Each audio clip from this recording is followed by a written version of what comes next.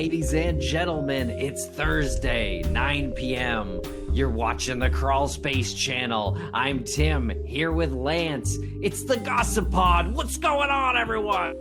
I feel like every week it's like a wrestling announcement. It's like Mean Gene is in the ring and you're announcing Hulk Hogan and Randy Savage and Mean Gene. And it's a wonderful night. It's Thursday night. The church bells have tolled 9 o'clock. 9 chimes from the center of the village. That is your impression of Bill Hader's impression of Vincent Price on SNL. No, that's my actual accent. This right here is me putting on a voice. Is it really? Yes.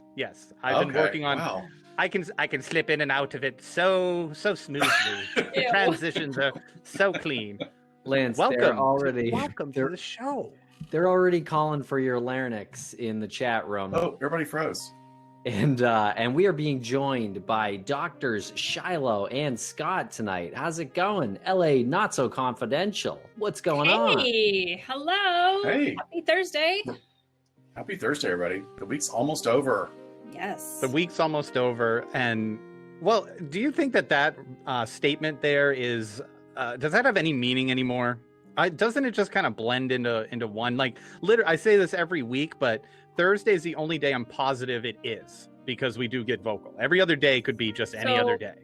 For those of us that have real jobs, yeah, it does mean something. Oh, that makes a lot of sense. Snap. Heck yes. Tomorrow's our Friday, and looking forward to a weekend. Definitely. But I get what you're saying. It bleeds into each other, especially right now. But I think my job has saved my sanity for the last 8 months, feeling somewhat normal. Gotcha. Being around people. You busy out there? Yeah, very busy. It's off the hook. Scott, you were telling me that it was crazy for you, right? Recently? Yeah, the work that I do, sort of, I'm a part of a co-responder with law enforcement. So we follow up in the community after incidents of escalating violence or psychiatric hospitalizations or sort of nascent terrorism things. And I really feel like in the last month, we hit this new period in the pandemic and the political strife in that, like, people, we generally work with people that have been dealing with severe and chronic mental illness for a long time. And lately we've been seeing people that are otherwise high functioning, no problems, no real history, and they're flipping out. More suicide attempts, more domestic violence. It's off the hooks. And like every time I call one of the many psych hospitals that I work with daily, everybody on the intake is like, what is going on? It's like there's been a full moon for a full month, Yeah. It's weird. I don't understand what's going on. And that's just the past month, basically? Yeah, it seems to have escalated, but to a different population, like people that with no real mental health history. Is election related stress? I think so. I think it's everything. So. Yeah, the culmination. Yeah. Think about like the stress leading up to that, how long now it's basically chronic, the stress we've been dealing with because of COVID. And like, I was seeing maybe a few months ago, kind of like what Scott was saying, that anxiety was just starting to manifest in people in ways it hadn't before. So all of a sudden get into your car and you have a panic attack, or, your sleep is super disturbed. So it's like people have been shoving it down and trying to manage, and now like there's nowhere left for it to go. Yeah, I'm not to get like super political. I'm not going to take any sort of side on anything, but after the election was called, I felt like it doesn't even matter who I voted for. It was over. Like it felt like it was over. It felt like there was something. It was just hugely a weight that was hugely lifted. Like it just felt and like a visceral sense of relief, and just checking out like social media, and just seeing like people like just playing music from their. Oh yeah, you sent that video, Dr. Shiloh. People were dancing in the streets Yeah. and masked and like being responsible and joyous. Just real. I mean, that was super cool. Yeah, But I one got of the things, choked up on that video you sent. Like I Yeah. really did. I was like, that is beautiful. yeah, you know, one of the things that we talk about when we work with clients in recovery, when someone's been a long-term alcoholic, and really their life has been severely impacted, and you know they're at the point where their physiology has been impacted, and they get clean after years of addiction. There's this phenomenon that's sort of tagged the pink cloud experience, and it's like, okay, they've stopped putting these massive amounts of substances in their system, and their body adjusts, and then boom, all the feel-good chemicals start flowing again, and they just feel great and great and great. But it's temporary, and then it, like, the rug gets pulled out from underneath them, and they start, like, you know, they can have depression as a result of it. And I think that may be happening too. Like, everybody was like, yay, the election worked in my favor. And then 4 days later, it's like, we still have to deal with reality. Like, there's still a lot on the plate to have to deal with. Yeah, definitely. And even the election results were drawn out, right? So we're sitting on like pins and needles for 4 days. A lot of us glued to the television. And that's going to take a toll on people just this week or last week, I think. So, Yeah, definitely a stressful times out there. Oh, look, and Jason just gave us 500 V coins. Thank you, Woohoo! Jason. Thanks, yes, Jason. we lost Alex Trebek in the meantime. Oh, hello. He said Hello. it's my mini me. Dr. nice. Shillow's daughter. Hi. But yeah, rest in peace, Alex yeah. Trebek. Like, that was a staple of our dinner time, was dinner listening to Jeopardy and I know. competing. And Sean Connery. All in Yeah. week. Sean Connery was kind of different. I mean, he's had you some know, interesting, like, you know. he did some interesting stuff, and he was a great, sexy James Bond. But geez, that whole thing. I'm sorry, I can't. He never backed down from justifying that it was okay to slap women Right. around, and God. that's Wait, Scott, only it's when they're acting never- crazy, I mean, though, right? just a nice open palm slap, you know, not like you'd slap a man, Scott. It's I not mean, your this first go-to. well, not like I would slap a man, which would just be a lot of flailing and screaming. You know, that's such an interesting topic, though. Like, artists who do bad things as real people, and should we still consume and appreciate their art forms? Yeah, I don't know. I love that think that's conversation. something to talk about at some point. I think that's important, because like there's so many examples of it. Like, look at J.K. Rowling. You know, I Yeah. love that. I love everything she's written. Not only the Harry Potter stuff. I think she's a gifted writer, and she's such an ally. She's such an ally, except for this one area that she has not evolved into yet. And like, everybody just took sides on it so quickly, and I completely am, you know, supportive of the trans community. But I also want to go, can we just give her a little breathing room to evolve? Like, Yeah, it's the cancel all of us, culture, right? everybody deserves the room to evolve. What's that? Well, it's like the argument about cancel culture, and are we not Right. letting people acknowledge their mistakes at some point and grow? So Esther says J.K. Rowling is scum. I get it. I mean, I get it. There's like strong feelings, and it's frustrating for me too, because I don't understand why she can't get it, you know? yeah.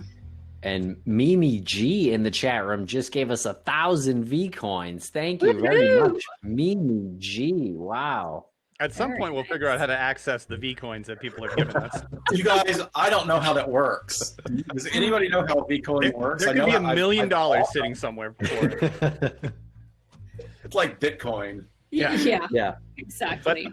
I really enjoy that conversation. I know we didn't intend to talk about the cancel culture and do you listen or read artists that you were fans of before. I know we didn't intend to talk about it, but it is a really fascinating, thought-provoking conversation. Friends of mine are Woody Allen fans, and I just can't do it. Like I can't do it. I you know, that's like that. I draw the line. You know, my bar is pretty low, but I do draw a line. Yeah. You know what? That's such a great example. That's a great example. You know, one of his movies, and I don't love all of his movies, but Bullets Over Broadway, I thought was just genius on so many levels. And it was turned into a Broadway musical that my friend Marin Maisie was one of the stars of.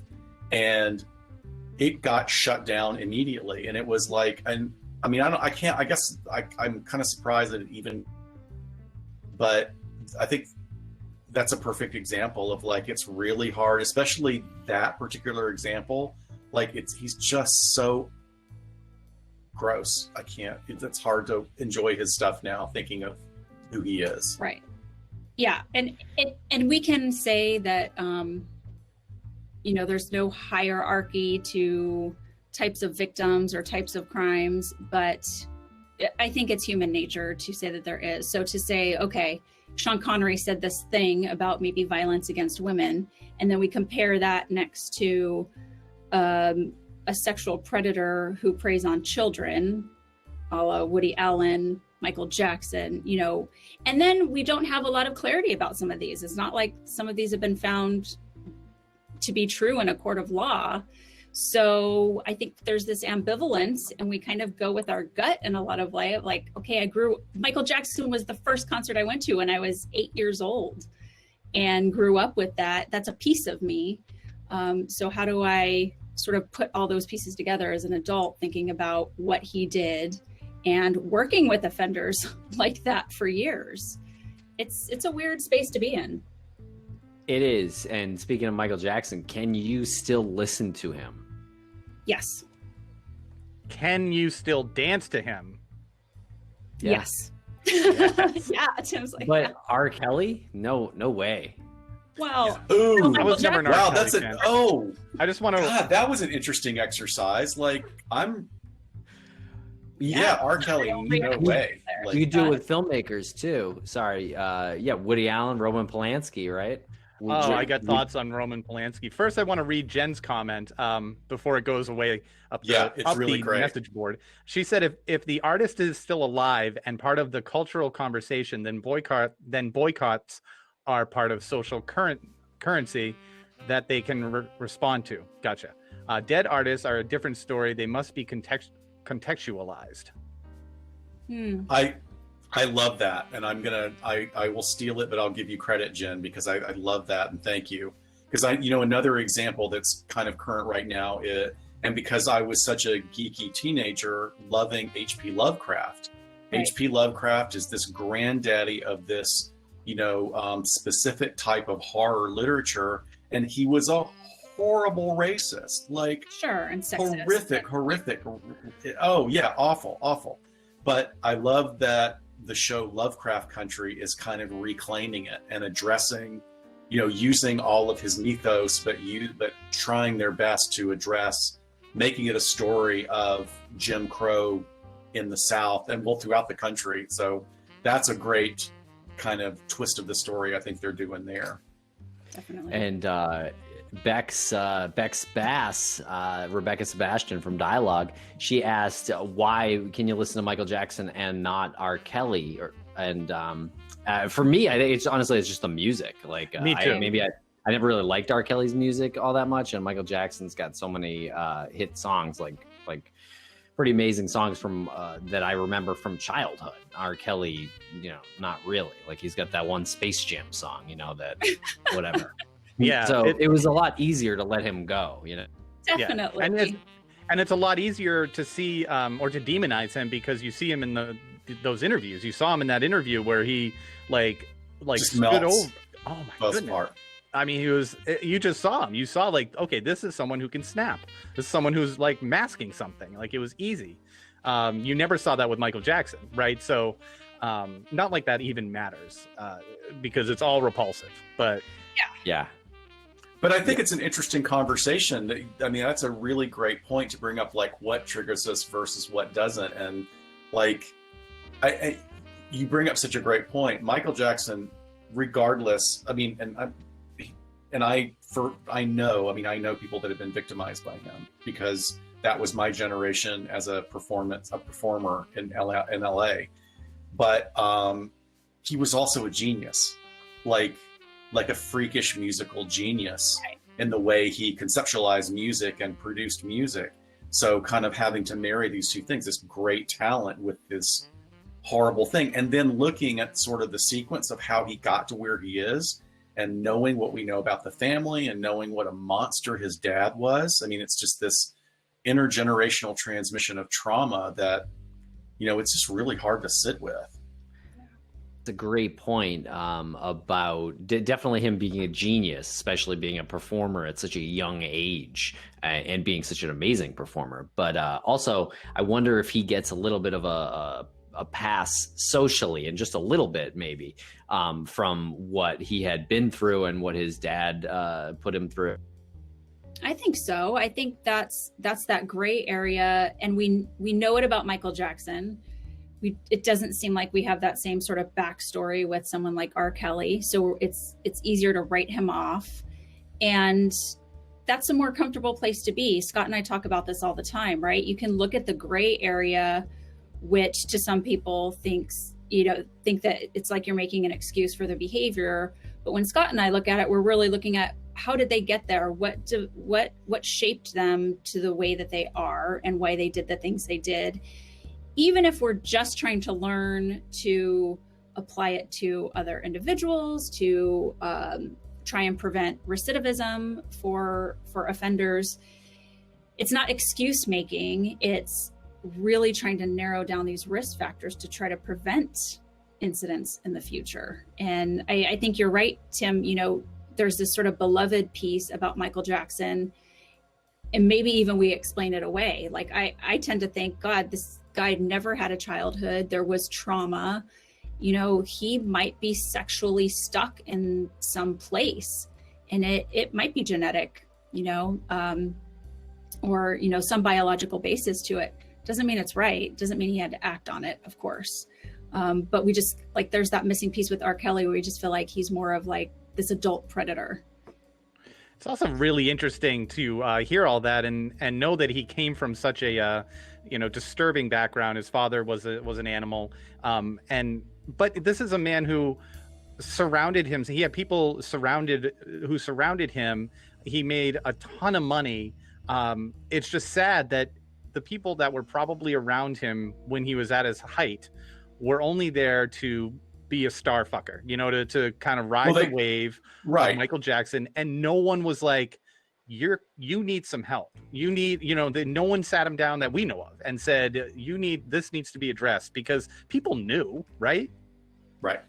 Of course. Well, yeah. I mean, there's all these reports now that people knew. And I think that, and Morph just made a great quote about, what Morph said is, all these celebs are human with human flaws, shouldn't be put them on pedestals, which I think is absolutely correct, because when you mix that, putting someone on the pedestal, and then they get to live in this isolated, bubble of paid sycophants think about how many people he employed. Who's going to tell him? Who's going to be the one just to give up all that salary and say, hey, no, you should not be sleeping with kids in your bed. That's gross. Why are you giving kids alcohol? I mean, all these things that clearly happen. The list goes on and on. The list literally is like, if there's a celebrity that's actually a good person, I'm shocked when that happens. That you hear that this person, like Tom Hanks, like, it wouldn't surprise me if something came out about Tom Hanks and I'd be like, well, I guess he's just one of them, as well. But it goes on and on and on. And I had a specific person in mind. I think Morph had mentioned Johnny Depp. Like, what's the feelings on Johnny Depp? I personally don't know enough about details of that case. I know that he just lost the lawsuit. He lost the libel. Yeah. The libel lawsuit. Yeah. And then he gets kicked out of the franchise. I'll tell you, I've not necessarily enjoyed him as a performer, because he was one of those that was just so odd for being odd for the sake of being odd. But then you see some of the he's done some really good work. And I gave up after the second Pirates of the Caribbean movie, but he was like that's what he does. He's really good. And then he does all these other like charity things, like going to hospitals in costume to see dying kids. And then we have this other side, this other story that comes about how horrific he is. And I have to give it to him. His being able to go with his attorneys to the proceedings and provide basically this timeline of everything that she had done, including recordings. I mean, the case seemed pretty solid. And then then these other people come forward and go, hey, Amber did it to me as well. So, I think it needs further investigation. They just seem super toxic, whatever's going on. Yeah, it seemed really toxic. But there's a huge petition right now to have her removed from the Aquaman movie, which that wasn't the greatest movie and she wasn't great. But I do think that hooks into another thing that we don't talk about in West culture is how many men are the victim of domestic violence as well at the hands of their partners.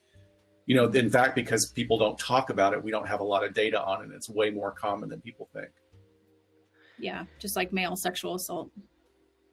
Yeah, I think that's an interesting subject to go into. But I also just want to point out that I think you guys, I love your show because you can't let like a movie reference go without like mentioning, oh yeah, she was good in that movie, or she wasn't that good, whatever. I loved her wig. I'll say that. Bad like Lifetime movie, or we love bad Bruce Willis movies. Definitely. Hey, we need to have a watch party watching like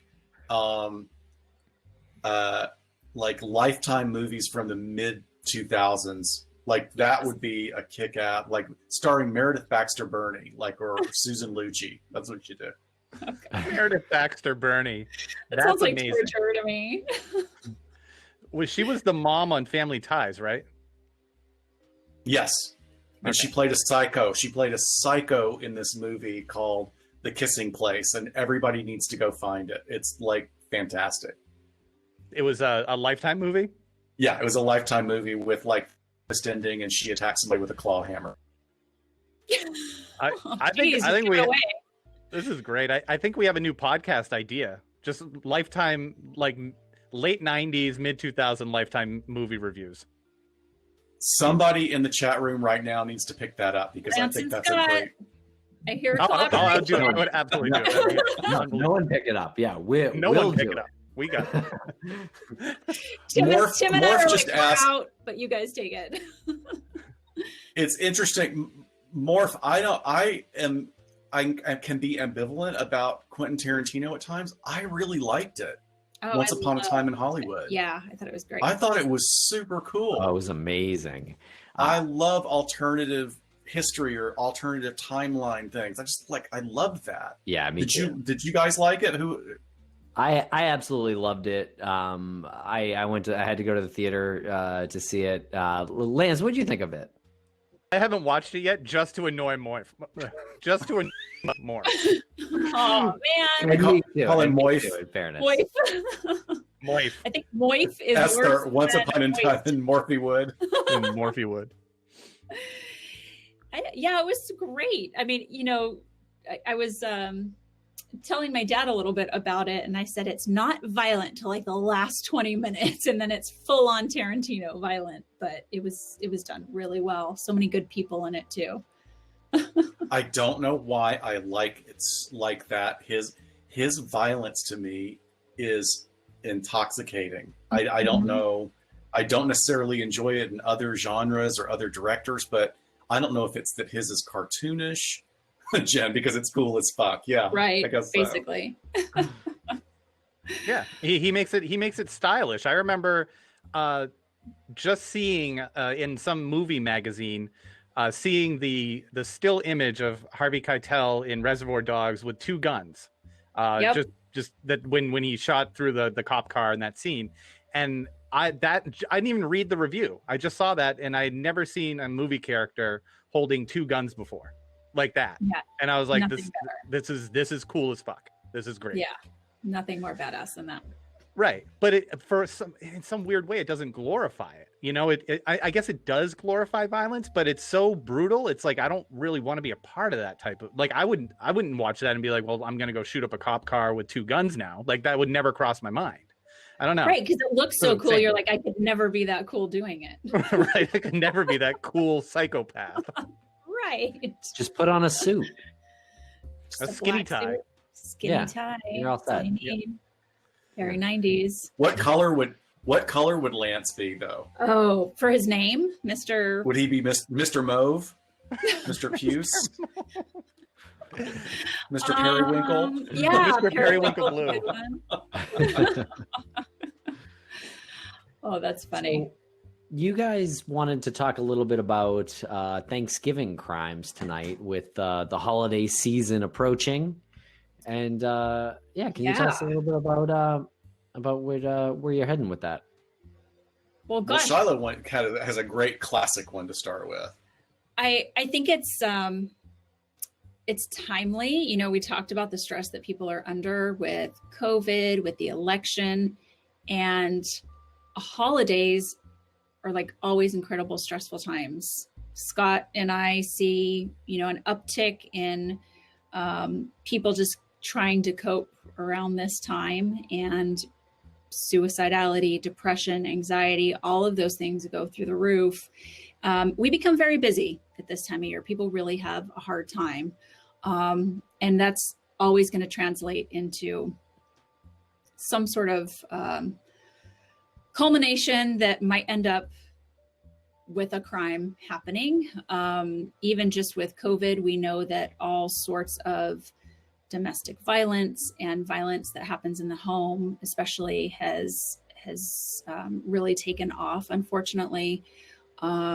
So, I mean, Scott's kind of the guru when it comes to family dynamics, but I think we're going to talk a little bit about how that plays out as well.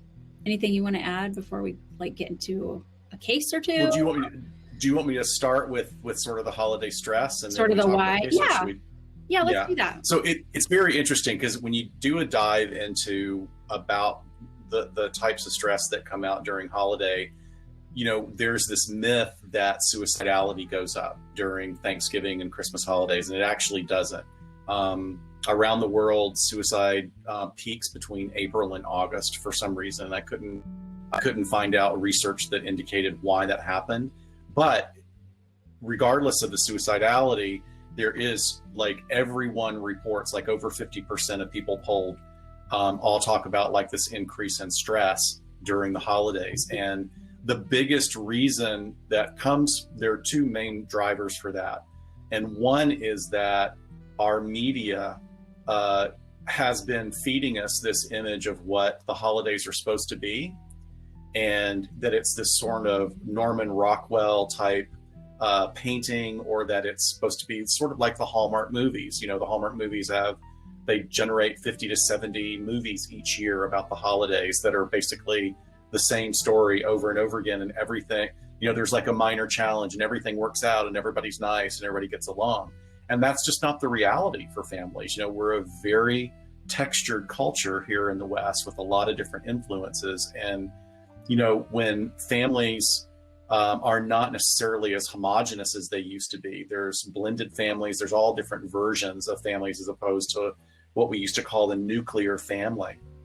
And that can that can be an instigator for conflict. You know, one of the things that happens is that people sometimes leave the nest because they go to college and they move away because there are opportunities away from their hometown and their family. And sometimes there are opportunities just to get away from their family for various reasons. Or say that it's not that they're not choosing to go, but they're going for an opportunity. You know, going away and getting outside your comfort zone changes you. And generally, for the most part, it changes you for the better, because the more experience you're exposed to, you increase your resiliency, you increase your intelligence, your EQ, your emotional IQ. But then when you go back into the old system, it can be really jarring because your parents and your siblings want to see you as the same person that you were 5 years ago, 10 years ago, 15 years ago. So it just, and then on top of that, so we get into these situations, or you get in these sort of supposedly happy situations, and then it's like, oh, it's not turning out the way I want it to be. I'm just going to have a couple of drinks to calm me down or Right. to help me get through this. And They that, call it that forced doesn't usually work intimacy. out. Like basically, this small town holiday feel Yes. where we're all going to be a Hallmark movie, and it's people staying in other people's homes, even if it's their family. This forced proximity, I would say, and forced intimacy that you have to sit around and kind of shoot the shit. And what are you going to talk about? Especially this year, I'm sure it's going to be very interesting for people. I have a question. Yeah. Where you mentioned the Norman Rockwell image of what we're supposed to be like during the holidays, and where does that come from? And like, where did that start? Did that start with movies? Did that start with like Frank Capra, It's a Wonderful Life type movies? This idealistic, this is how you're supposed to be, this is how you are supposed to be patriotic and family oriented, straight, we are told what we're supposed to be. Where did it start? What's your opinion on that? Well, I think you have to start with, I don't want to get too dry, but like, remember that we originally were, before we became more of an industrialized technological society, we were agrarian. And so before there were huge metropolitan areas, there were small towns where everybody knew each other and families remained intact, for better or worse. We're only at a time in history now where we allow women and men to leave unhealthy relationships. Before, you had to stay in that family unit for survival's sake, right? So there just wasn't as much movement. There wasn't as much diversity. There was more homogeneity, I think, in those dynamics. But you point out something really interesting is that, it's like life becomes art, art becomes life, and media does change us in that way. Like one of the great examples is actually Santa Claus. Santa Claus was just sort of this side character that every culture or every Western culture had a version of, until what product made him famous? Do you know what product made him famous? Coca-Cola. Coca-Cola. Because there was a gift promotion. It was a tray. It was a stamped tin tray with a print of Santa drinking a Coke. And that exploded into this sort of more of a anthropomorphization of Santa as the Christmas spirit and all these stories, and like that happened within a couple of years. We would assume that it's been with us for hundreds of years when it really hasn't. So I think that you have a really good point, is that we write and we have art and media about these family units, which then, like Shiloh was talking about, is that we're all kind of trying to live up to that. And it's disappointing because you can't. And you also get frustrated because you compare your families to others, but you're not really comparing your family to others. You're comparing your family to what you think others should be as portrayed in media. And that's stressful. Right? He's so smart. That's why I keep him around. He's amazing. God. I know, but apparently I talk too much. And that's why Esther saved my ass on Twitter this week. Esther was about to throw down with somebody that dissed me. God, I love Esther. What happened? Tell us about. So we've said all of that. Oh yeah, go ahead. Sorry. Well, no, you like because Shiloh mans our Twitter feed better than I do, because I'm kind of in charge of other stuff. So one of she our sends me the most hilarious screenshots. One of our listeners who she's an actress. She's on Broadway. She's a fan of true crime, and she was like just catching up on LA Not So, and how dare somebody give them a 3-star review for Scott talking about himself. And then Esther was fucking on it. I'm pretty sure they're our own little army. So, and also our wonderful champagne ladies from Death by Champagne had the most hilarious Giphy. It was of a young woman like literally taking off her hoop earrings like she was getting ready to throw down. It was a great moment. Thank you very much. I know. I will say during this Thanksgiving season, I am very thankful that Esther Hilton is in our corner because of moments like that. Because people actually, they hire people to do control like that. And we get it for free from Esther, and we really appreciate it. Thank you. But hey, wait, tell me, what do you mean they hire people? Is that like a media management thing? Oh, I mean, just like you can hire somebody to like a media manager, or, it's good PR. You can hire somebody to run a PR campaign, and you can instruct them, just any press is good press. And if you got somebody out there who's a fan and they're going to bat for you in the most like insane ways, but comically insane, like that's great PR. Like the Wendy's chick. The Wendy's Twitter account is hysterical. Oh, like, really? Just every other, it's great. Right. So smart. I feel like Dr. Shiloh, you've been wanting to say something, and we just keep interrupting. Well, I was just trying to get back to the topic. No, I'm just kidding. Wherever you want this to go, it's your show. But I think having said all that, like those expectations to live up to the family dynamics, but then you put the economic stress on top of that people have, whether it's, can I afford a turkey to feed my family on Thanksgiving? Do I have to host? It's expensive. It is expensive to have a Thanksgiving meal, not to mention, buying gifts for people in the family, and sort of those economic expectations that families have on each other or we have on ourselves. And so, I think at some point, Scott and I were going to kind of give tips about like how to stay sane. And my tip is always just like boundaries, like wherever you need to put boundaries for yourself. Everyone else, they should respect it. But even if they don't, at least you're going to be a more mentally well person for it around the holidays. And that can be really hard to do. But, Lance, when you were kind of asking, like, where does this come from? I come from a family of divorced parents, and bouncing around throughout the holidays, different, trying to run over to this place and run over to that place. Not necessarily like just as a child, but even as an adult, like, oh, I got to go make an appearance here and here and here.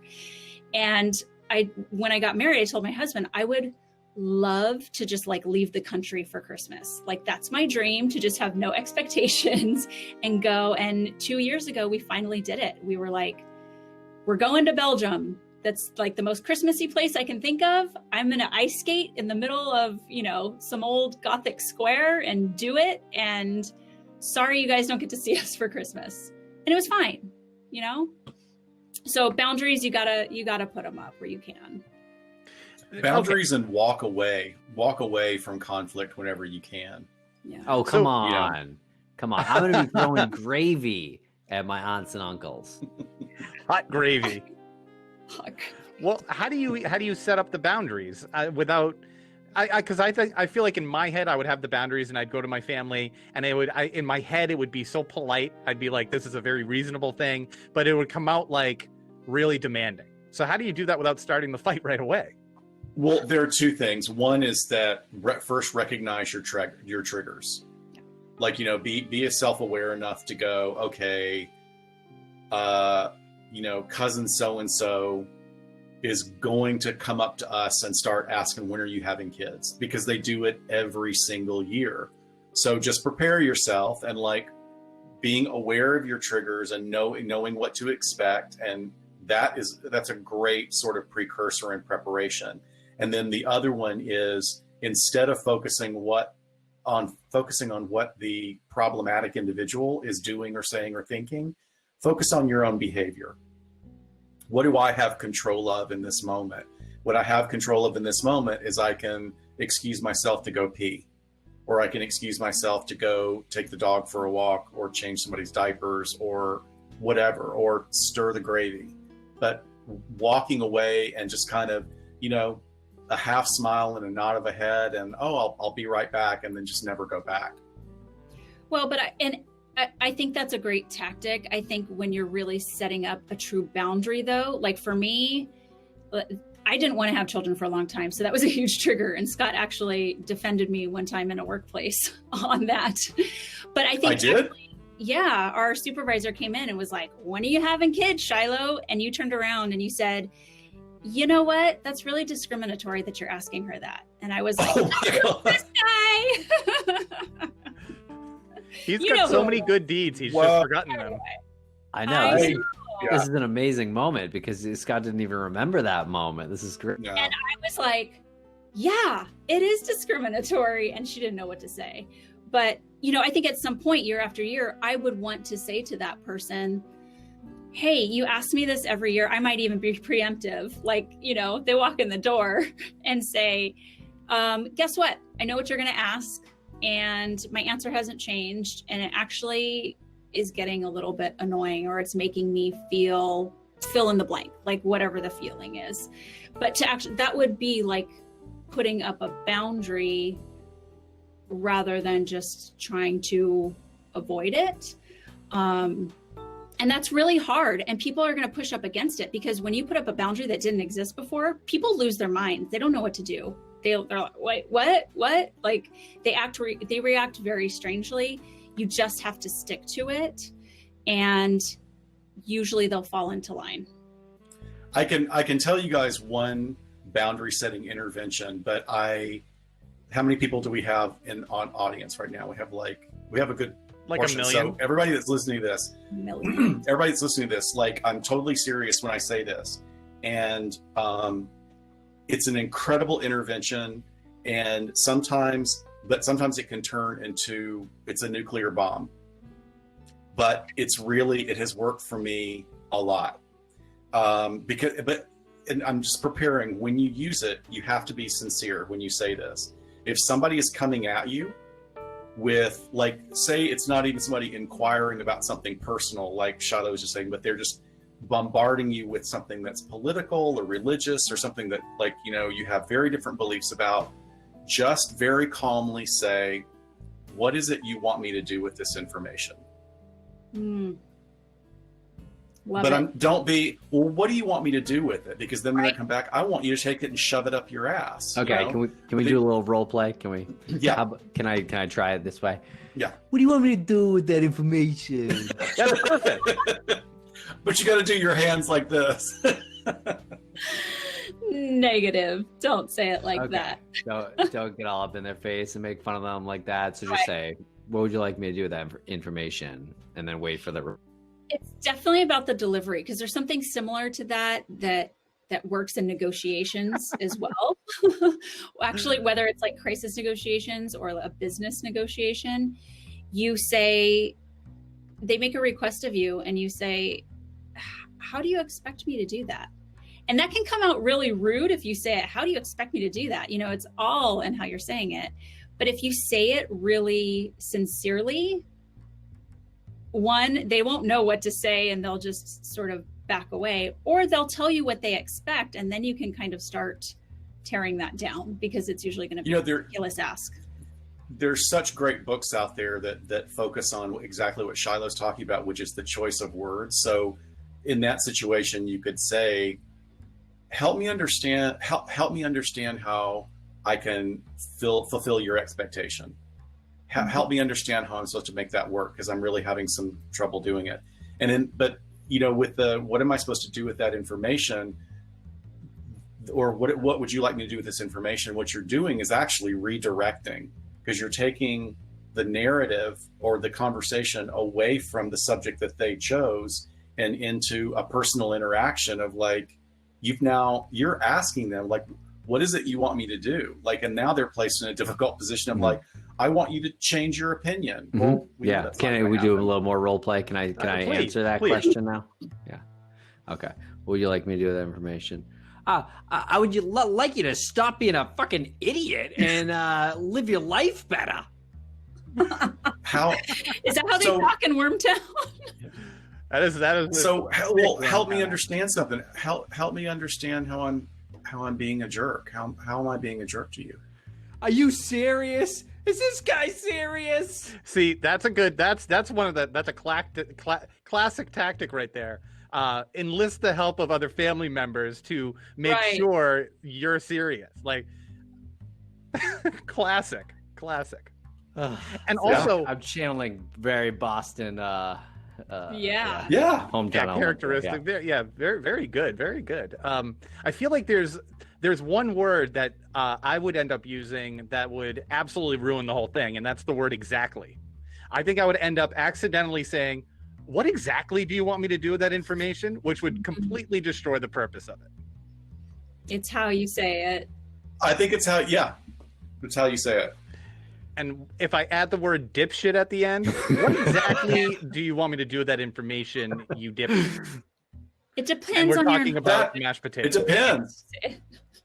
Are you in Philadelphia? Because that would be a compliment, right? Ooh, shots fired at Jen. No, I am proud of Philadelphia because like everything that's happened in Pennsylvania is, I think it's just been so impressive. And somebody had this great tweet that said, the great thing about people in Philadelphia is you literally can't insult them, because it's like they take everything as a compliment or a challenge to a fight. So, it could go either way. Tim, Okay, just let us know if you need like a crisis hotline number for the Thanksgiving holiday. And Look, Really, we need to do another role play.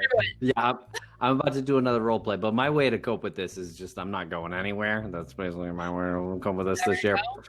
But anyway, here's a hypothetical. Okay, you're at a holiday gathering this year, and several people there.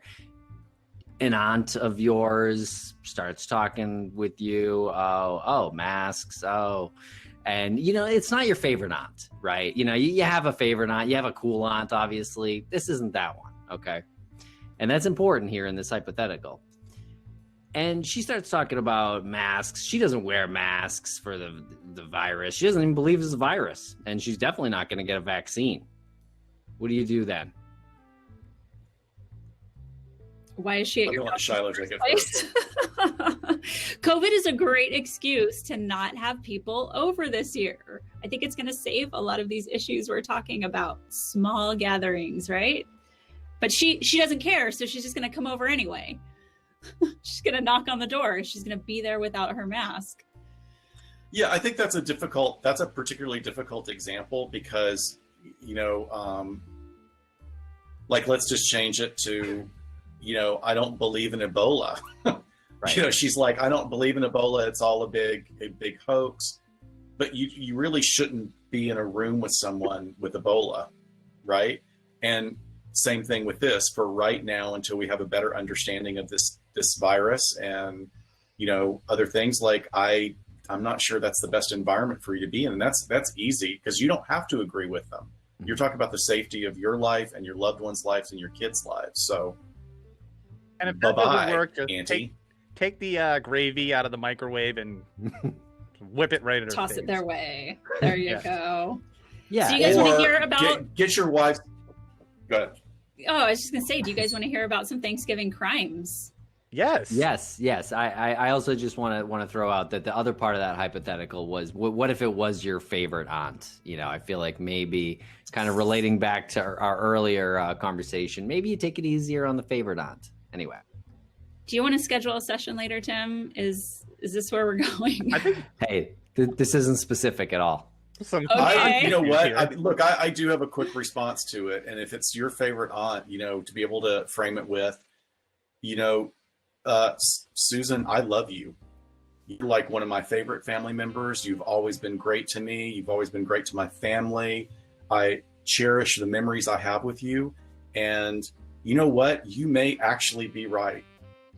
You may actually be right about this, and maybe it's not as serious or maybe it's not real, but ultimately I have to keep myself and my family safe. And I still love you, but we're going to have to agree to disagree on this, and it's not worth talking about anymore. So we've recorded all of this. So I'm just going to bring the audio from this show. Whenever the situation comes up, I'm going to fast forward. I'm going to be like, hang on one sec. And I'm going to be like, this is what I really want to say. And then it'll just be you saying it. Perfect. Well, Just have it remember, queued like I think you should develop an app that just has like a whole like library of those kind of things to just do that. Just like, here, I have something for you to listen to. That's a really good Scott, idea. why don't you develop it and just be your voice saying all these wonderful, wise things? We have a brilliant podcast idea tonight. Now we have a brilliant app idea. We're just giving gold away here. Yeah, Right? seriously. Totally. Yeah, So Dr. Scott soundbite app. Did you guys know that the perfect crime occurred on a Thanksgiving in 1971? Do you guys No. know what the perfect crime was? It's famous. Perfect crime occurred in Thanksgiving 1971. Yes. Is it a robbery? I'm not heist? binging it right Mm. now. It does have to do with money. Yes. It's a bank heist. It's not a bank heist. It did not take place on the ground. It was a DB Cooper thing. Yes. Yeah. DB Cooper. Remember I said I was going to bring the Cooper tonight? Oh, I know. Lance is the only one that's tuned in. Joking. No, DB Cooper, November 24th, 1971. So he was a man wearing a suit and dark glasses and a raincoat, and he boarded a plane in Washington. And actually, they're headed towards Seattle. So another Twin Peaks reference. When he handed the stewardess a note saying he had a bomb and he wanted $200,000 delivered. And he ordered the plane back into the air. And when it was over the mountains near Portland, strapped on a parachute, jumped out with the money, and maybe the perfect crime if he survived on Thanksgiving. Well, I thought you were going to say the perfect crime on Thanksgiving occurred in 1620. Oh, do tell. No, it was a joke. It was a very bad joke about. Yeah, no, that's a good point. Never mind. So I don't know. Is DB Cooper alive? What's the thought on that? Is he alive still? No, I mean, well, I did he guess he live? could Did be. he survive? I don't see how he could have survived it. Like, it wasn't he was parachuting into very inhospitable territory. He was wearing like a thin wool business suit and dress shoes. Yeah. Like he could have died from exposure just jumping from the plane. Although I guess it was supposed to be kind of low. I mean, I think it was flying relatively low, but I don't know. I don't know much about the case other than what I just read to you. I mean, I kind of love the idea of a guy like this super stylish guy, like with this thin tie and white shirt and the business suit and Ooh, the shades. Reservoir So, as Dog a- style. Right. It's a little bit It was Reservoir Harvey Dogs. Keitel. Yeah. So in contrast, I want to give an example of the Guy family murders in 2016 when 28-year-old Baton Rouge resident Joel Michael Guy went from Baton Rouge, Louisiana, where he was in school, back to Knoxville, Tennessee, where he reunited with his family for Thanksgiving. And there was family talk about, hey, he's coming home. We need to have the talk with him about we're not going to be footing the bill for all of his expenses anymore. It's time for him to start paying his own way. Because apparently they had been really funding this guy's lifestyle. And he was left alone, Guy Jr. with his parents, Guy Sr., who was 61, and Lisa, who was 55. And at some point, they had an argument over money, and Guy stabbed, dismembered both of his parents, then attempted to dissolve their bodies in a mix of drain cleaner, sewer cleaner, hydrogen peroxide, and bleach. Wow. Gravy. Which Yeah. surprisingly did The- not work. Yeah, that's Yeah. gonna be some gross gravy. He probably You know, just he should have was- said, "How would you like me to respond to this?" or some sort of You should have calmer listened to this reaction. show. Yeah. Yeah, he was actually just trying to- sentenced last month. He got Yeah, life sentences for each murder count. I wish I've got pictures of him too that I wish I could post in the chat or something, because he literally looks like somebody that would snap, and he looks kind of like the comic book guy on The Simpsons Oh my gosh. with a mullet that's very impressive. Well, But it's yeah. interesting because, you know, when you're gonna cut someone off or stop funding their life when they're in their 30s, a lot of times that is about shame. And with a lot of family violence, there tends to be this underlying issue of shame, not just like, oh, I'm not going to have any money left. It's not necessarily fueled by that, the whole money thing, but it just really is very wounding to the individual where they could snap. We don't know what happened with this guy, obviously, or what his mental health background was, but that's pretty common when you look at the psychology of family violence. Is there any credence to the, I don't know if it's a theory or a statistic, that there's more domestic violence around the holidays with with sporting events? Yeah. The Super Bowl is pretty. Yeah, right. The Super Bowl. Yeah. That is statistically true. Yeah. There are stats to back that up.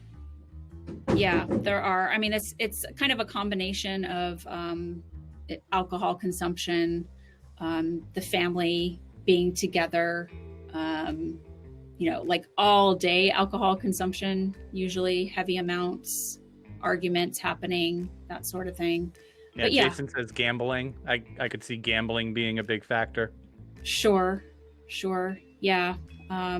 Sort of that, again, forced intimacy, which, at the end of the day, when everybody goes home and people are intoxicated and now you're upset about something, that's not necessarily going to end well. What I also found was, we covered this on an episode of ours, was the cannibal cop. Do you remember that guy? That he was an NYPD officer who was arrested in 2012. His wife found some very disturbing pictures, including like a lot of chats of him wanting to cook and eat women.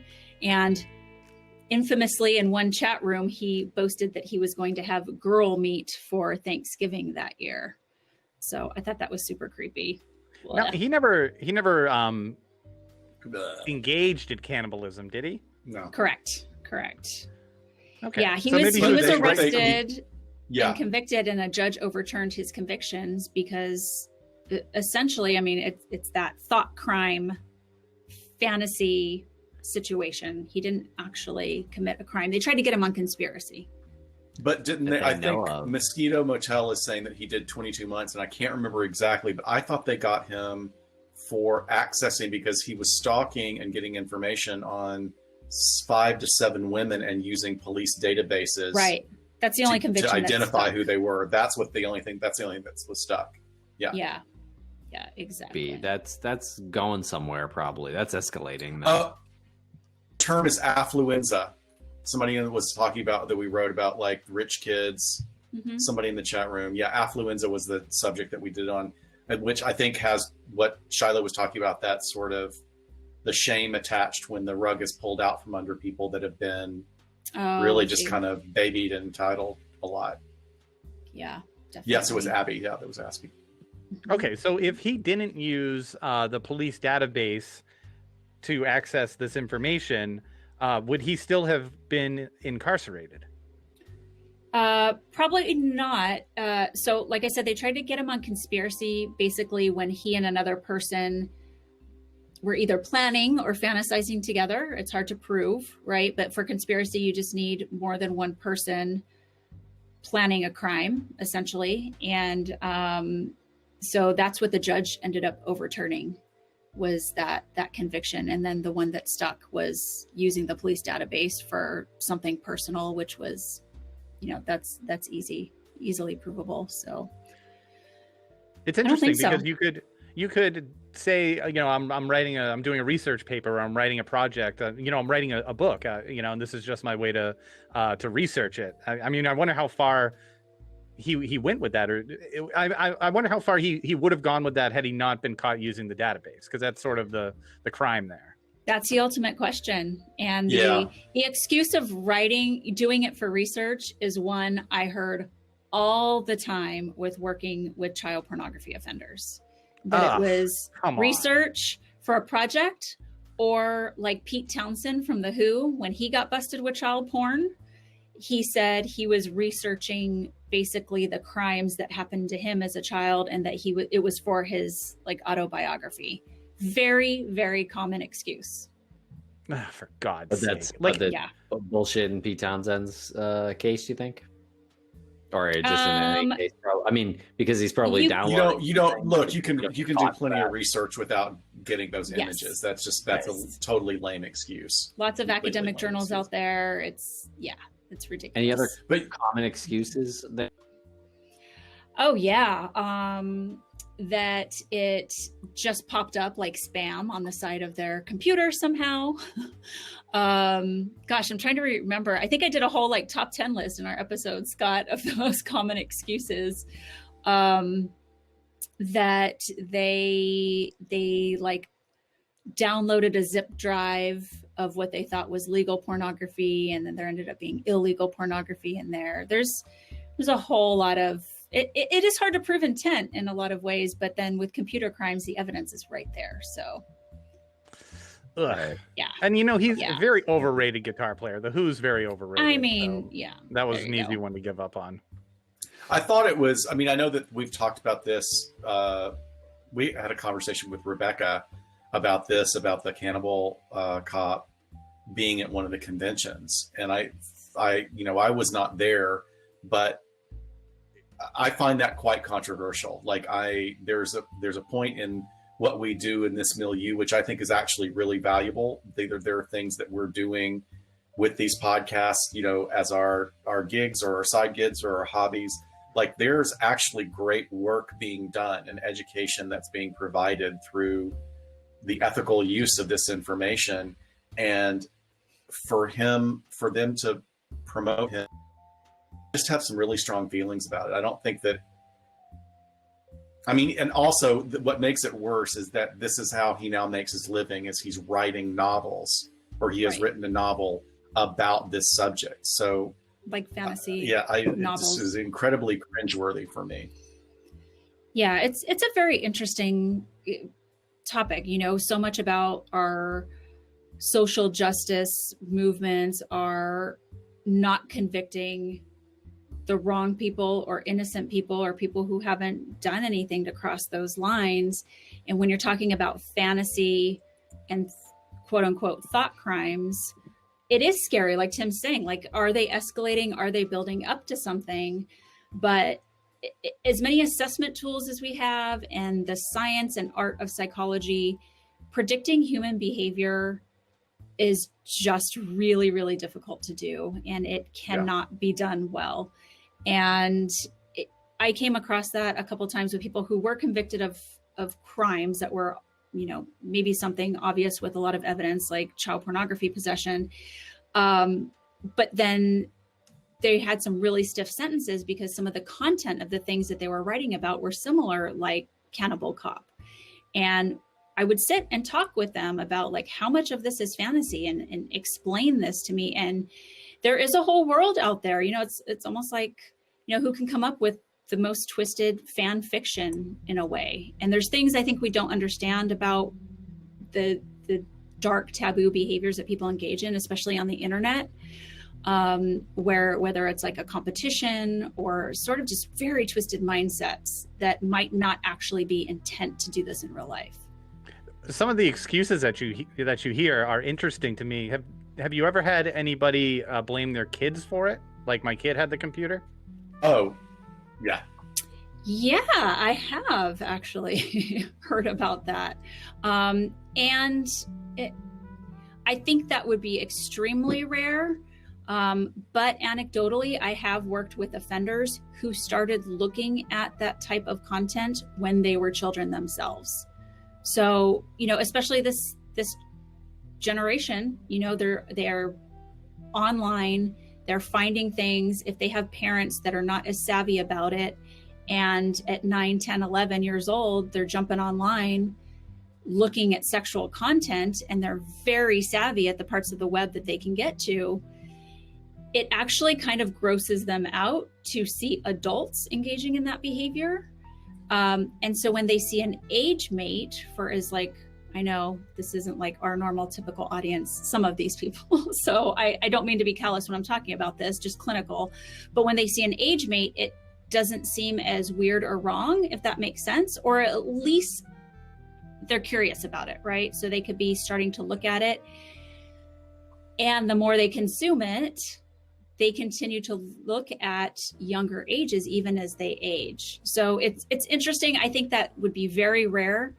And I think a parent would catch on to it, but maybe not. But I could see that as an excuse. Sure. Ugh. Yeah, I know. Sorry. Yeah. No, I'll go take a shower. It's all very interesting and educational and important. Like, you delivered it in a clinical way, and you have to talk about it, or else it becomes one of those things that it's like you don't learn. You just kind of demonize Right, you it put the and blinders forget about it. Yeah. We got a tweet from a listener who was clearly a new listener as well. But somebody that was associated with Q, had a bunch of Q stuff all over her profile. And she just ranted about, like, we do exactly, Lance, what you're saying. And Shiloh is such an expert in this area, talking about, we're not condoning any of this stuff. And we are just as triggered as the general population, but we just have a different understanding of the drives behind why it happens. And we also have a lot of information on what we can do to keep it from happening, but the world is not keeping up with us, right? The world and the laws and the regulations don't keep up with what we know about treatment. And this individual just completely misinterpreted and thought, kind of accused us of making excuses for pedophiles. And it's like, that's not what we're doing at all. But everybody needs to have a better understanding about this rather than just this knee-jerk reaction, because it is triggering for us. Not the QAnoners. They're all in. Yeah. Satanic pedophile cults. Tell you what, it's all proven. Well, look, clearly the adrenochrome is working for me really well. Oh, it is. If I see anyone tweeting about QAnon, I just riles you up, huh? It really gets me very upset, actually. Yeah, grinds the old gears. You want to hear something interesting? Speaking of QAnon, no. Our cohort, a contributor on the Crawlspace network, Jared from Even the Podcast Is Afraid, did a couple of episodes on QAnon, and he texted and he was like, basically, like, you want to hear something weird? We had X amount of listeners before the QAnon episodes, and it dropped by like 25% since the QAnon episodes. And he was like, do you think this is a coincidence, or do you think that, like, there's like someone doing something? And I'm like, that's very strange. He's never seen a drop so significantly. He said it was like a cliff. Like, after those episodes, he saw like 25% listenership go down. Oh my gosh, it's one of our most downloaded episodes. And ours was early on, before we had a bunch of information. So I don't know. I mean, I think that also, like, when you talk about our most downloaded episode, it was very early on, and we were educating ourselves on the phenomenon as well. But that's been over 2 years, and unfortunately, it has exploded in a way that, everybody was like, oh, that's crazy. And it has become such a thing that there may very well be a correlation in his experience. Yeah, it's interesting. It's a goddamn stupid thing. I mean, really, it's QAnon so is a ridiculous thing, and somewhere somebody's like, wow, that kind of spiraled out of control. It just all falls apart. Nothing holds together. You have to completely have a delusional worldview in order for it to work. We got to do a political show. We should do a political podcast. Well, it's much political, but like and it's become political though. I know. God knows I'm about to get real fired up if we keep going down this rabbit hole. But no, it's not political. QAnon is not political. It's just dumb. And same thing with the COVID deniers. That's not political either. I don't know how that's become political. Well, and then they've merged, right? Because it's as crazy as it sounds to us, it's a very simple explanation for them. And simple explanations that ease someone's anxiety because they don't know what's going on or they can't control a worldwide virus, they're going to latch onto it. I got a question, and this is from I think it might have been a Reddit or Twitter. Someone. This is not an original thought.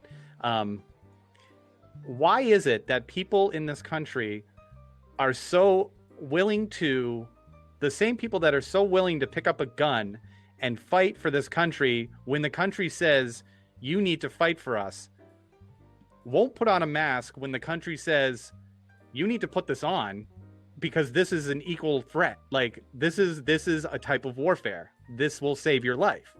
They won't put the mask on, but they're quicker to pick up a gun and fight. Why is that? My theory on this is that it got too hot for Shiloh. My theory on this is that the apocalypse they were preparing for was The Walking Dead. I mean, like really their view of what might possibly happen was informed by media, and it was informed by other things. Like what is that book, The Turner Diaries? That's been a big white supremacist sort of tome for years. But the idea that, the ironic thing is that we will do anything. We're going to save our families. We got our guns. We got our prepper. We got our 2 tons of dehydrated food, blah, blah, blah. But whining when they can't get a haircut. Like just going ape shit over the barber not being available for them. Like that is just such an incredible dichotomy to me.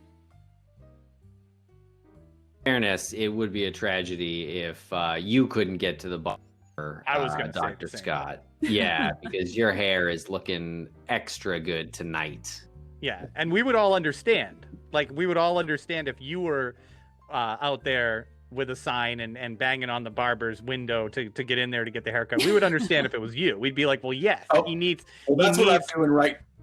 That's what I'm doing right now at the Vietnamese nail salon for a back wax. Like, you need to wax my back.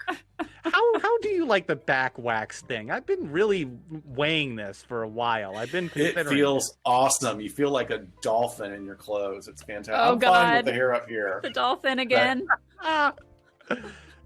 Wow. We've gone off the rails real quick. Absolutely. Wow. Feel like a dolphin. Yeah, in your clothes. Yeah, inside. And it's like, that's the cool thing. Is the secret is like, nobody's going to see my tired old back. It's not going to be, like on display, but I know you it's feel groomed to great. the max.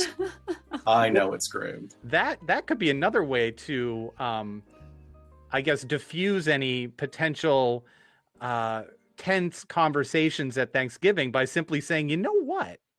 I feel like a dolphin in my clothes. I think a lot of people would be pretty confused by that, and it would diffuse the situation. I think we should start a social experiment for everybody that's listening to this, is that if you get into a difficult conversation, just go, have you ever had your back waxed? Yep. I just did it, and it feels fucking awesome. I want to chirp like a dolphin right now and see what they do. See what their reaction is. Please, I want to hear people's stories about this over the holidays. They'll say, what would you like me to do with that information? Say, what exactly do you want me to do with this Full circle. I like it. But yes, thank you so much for hanging out with us, Dr. Shiloh and Dr. Scott. This has been an amazing time. We've gone, 75 minutes, if my math is correct, 74 minutes, maybe? Very Anytime, nice. guys. It's always a pleasure. It is just always a pleasure with you guys. Absolutely. And we should connect again, not live, and discuss a topic. I don't know. It'll be fun.